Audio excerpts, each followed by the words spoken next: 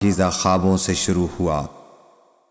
آپ خواب میں جو کچھ دیکھتے وہ صبح کی روشنی کی طرح صحیح اور سچا ثابت ہوتا۔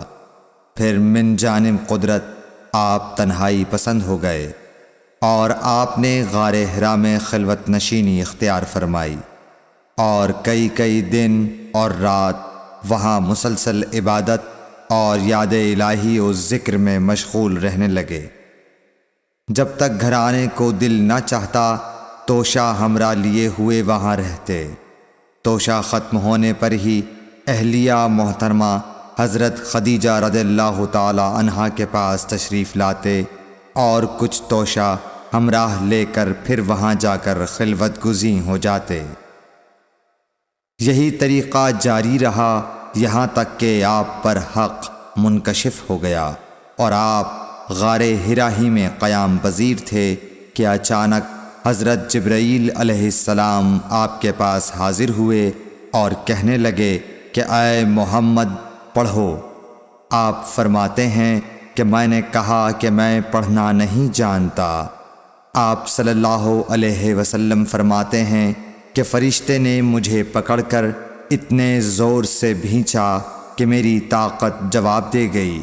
پھر مجھے چھوڑ کر کہا پڑھو۔ میں نے پھر وہی جواب دیا کہ میں پڑھا ہوا نہیں ہوں۔ اس فرشتے نے مجھ کو نہایت ہی زور سے بھینچا کہ مجھ کو سخت تکلیف محسوس ہوئی۔ پھر اس نے کہا کہ پڑھ۔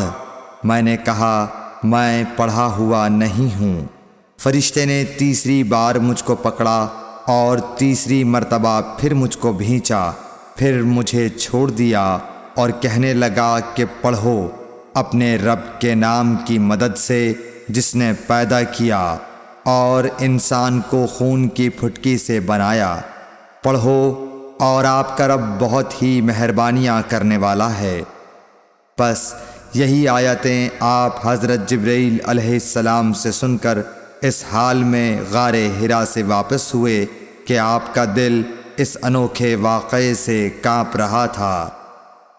آپ حضرت خدیجہ کے ہاں تشریف لائے اور فرمایا کہ مجھے کمبل اوڑھا دو، مجھے کمبل اوڑھا دو۔ لوگوں نے آپ کو کمبل اوڑھا دیا۔ جب آپ کا ڈر جاتا رہا تو آپ نے اپنی زوجہ محترمہ حضرت خدیجہ رضی اللہ تعالی عنہا کو تفصیل کے ساتھ یہ واقعہ سنایا اور فرمانے لگے کہ مجھ کو اب اپنی جان کا خوف ہو گیا ہے۔ آپ کی اہلیہ محترمہ حضرت خدیجہ رضی اللہ تعالی عنہا نے آپ کی ڈھارس بندھائی اور کہا کہ آپ کا خیال صحیح نہیں ہے۔ اللہ کی قسم آپ کو اللہ کبھی رسوا نہیں کرے گا۔ آپ تو اخلاق فاضلہ کے مالک ہیں۔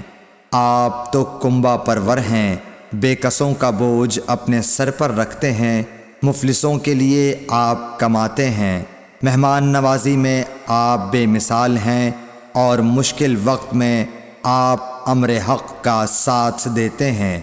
ایسے اوصاف حسنہ والا انسان یوں بے وقت ذلت و خواری کی موت نہیں پا سکتا۔ پھر مزید تسلی کے لیے حضرت خدیجہ